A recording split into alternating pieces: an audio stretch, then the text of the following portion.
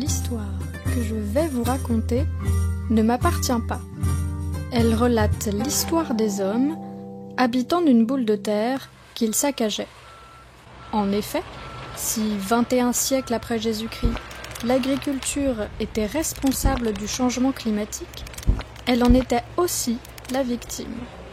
Le roi de France, Richard 42 dit « le fumeux », ne s'occupant que de son pécule, ne réalisait pas à quel point un mal obscur menaçait sa prospérité et celle des siens. Mais que fait le roi ? Le méthane émis par les bêtes, les poisons injectés dans les cultures, les chapelles de verre emprisonnant les plantes, les monstres de fer qui battaient la terre.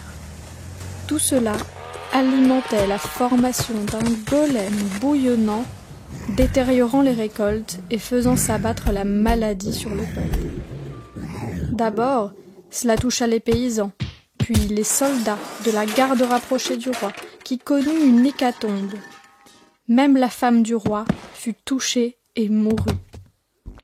Jusqu'au jour où un étranger nommé Philibert se présenta au roi et prétendit pouvoir anéantir le golem.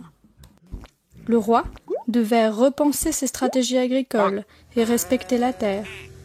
Mais le fumeux, orgueilleux, se refusa d'écouter ses paroles.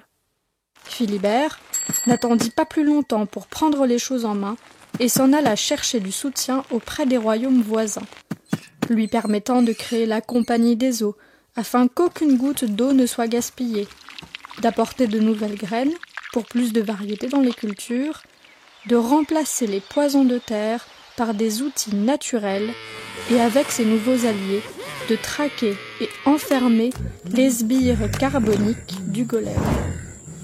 Enfin, pour achever le golem, Philibert fit appel à toutes ses nouvelles forces.